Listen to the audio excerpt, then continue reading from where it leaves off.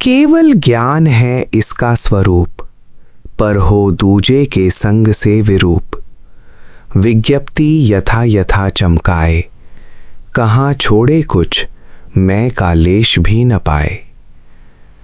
अपनी संसार में होने वाली दूसरों के संग से पाई हुई अल्पकाल की आत्मा या मैं रहने वाली तो है नहीं, इसलिए स्वयं अपनी इच्छा से ही इसे बोधपूर्वक त्याग कर इसी की जड़ में बैठी हुई शुद्ध ज्ञान स्वरूप से ज्ञान मात्र के ही रूप में पाई जाने वाली आत्मा अर्थात सत्व या लगातार ज्ञान रूप से चमकने वाली मैं को ही धैर्य रखकर सांसारिक मैं के मिटने का कष्ट सहन करके जीवन काल में ही सब दुखों का अंत करके देख ले।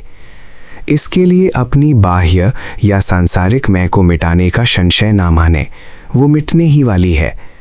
अब शंका होती है कि अपनी मैं तो हम अपना मिथ्या बाहर का स्वार्थ त्यागने पर ना जन्मने दें, परंतु इतना बड़ा संसार या उसके प्राणी पुनः अपनी अपनी उस कई एक प्रकार की मैं से या मैं भाव से शांत टिकने नहीं देते। उन्हें बिना किसी कारण के भी अपने को परेशान करते देखकर पुनः उनके संबंध से भी हमारी मैं उछल पड़ती है। इसका क्या उपाय बने? तो इसी का उत्तर स्वरूप यह पद्य है कि इसी जीव का या मनुष्य का जो कि संसार में अपने स्वार्थ से या दूसरों के तनावों द्वारा या कि संसार में सदा बना रहने के कारण से मैं भाव उछलता है, वह इसका मैं भाव सच्चा अपना आपा या आत्मा नहीं है जो कि गहराई में अपने हित की सोचता है। वास्तव में तो इसका स्वरूप केवल ज्ञान ही है। चाहे ज्ञान कैसा भी है, दुख का है, सुख का है, काम रूप में भासा है, क्रोध अहंकार आदि रूप में भासा है या अन्य किसी भी रूप में दिखा है, वह सब केवल ज्ञान का ही रूप है। इस प्रकार ज्ञान रूप से ही सबको चिंतन करना तथा पहचानना। इस प्रकार विज्ञप्ति अर्थात मनुष्य का विज्ञान चमकेगा, शुद्ध होगा, पवित्र निर्मल सब बंधन आदि मैल से परे होगा। तब मैं या उसके कल्पना किए हुए संसार का लेश या थोड़ा भी अंश ना बचेगा। यही मुक्ति की चरम सीमा है।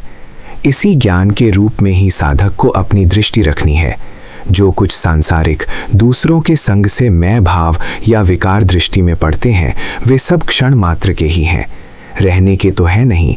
इसलिए उनके संग से कहीं उलझकर कहीं ज्ञान रूप की अपनी समझ ना खो बैठे।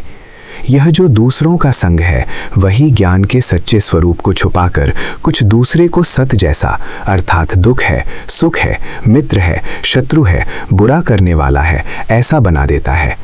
यह सब तो सबको दिखते हैं और यही सत जैसे प्रतीत होते हैं, जैसे कि यही सब बने बसे बैठे हैं। ऐसा सब तो ज्ञान देव में प्रकट होता है, परंतु केवल ज्ञान का जो पूरा अपना सही स्वरूप है, समझने या पहचानने का स्वरूप है, वह कहीं भी नहीं दिखता। अब साधक पुरुष को यही करना है कि वे सब मिथ्या सांसारिक रूप तो दब जाएं और बोध द्वारा ये सब तो कुछ भी न दिखें, परंतु केवल ज्ञान ही ज्ञान सब में दिख पड़े। यही भावना शब्द द्वारा भी शास्त्रों में कहा गया है। भावना का अर्थ है कि वैसा केवल ज्ञान ही ज्ञान का भाव ही बनाना। दूसरा सत का भाव संस्कारों के कारण से बनकर ज्ञान को प्रकट प्रकाशमान नहीं होने देता, परंतु साधक पुरुष को ज्ञान का भाव रखकर दुख आदि में, अपमान भाव में, दूसरों के अपराधों में भी चमकता हुआ ज्ञानदेव ही देखना है।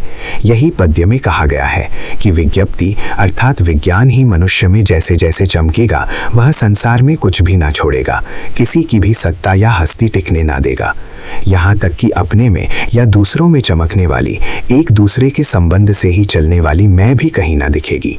एक ही केवल ज्ञान का स्वरूप अपनी क्षण क्षण नई नई झांकी प्रकट करता हुआ, लीला करता हुआ दिखेगा। यहाँ जो विज्ञप्ति शब्द का प्रयोग किया गया है, इसका अर्थ है ज्ञान, जो हमें कुछ सूचित करता है, सत्य के बारे में सही सूचना देता है। वह ज्ञान का ही स्वरूप है, परंतु मिथ्या उलझन से बचने के लिए सत्य को जनाता है। वही विज्ञप्ति जैसे जैसे हमारे में बढ़ती जाएगी, चमकेगी, हमें सत्य का बोध होने पर सर्वत्र केवल ज्ञान ही ज्ञान, हर समय चेतते रहने वाला चेतन ही चेतन दिखाई पड़ेगा। ना कोई पदार्थ और ना कोई प्राणी ही इससे विलक्षण रूप में दृष्टि में आएगा। यही संसार में भी रहते हुए मुक्ति का स्वरूप उद्योगी पुरुष मैत्री आदि बलों के संग जीवन को जानने वाला और थोड़ी देह की आवश्यकता को ही रखता हुआ अनुभव करता है।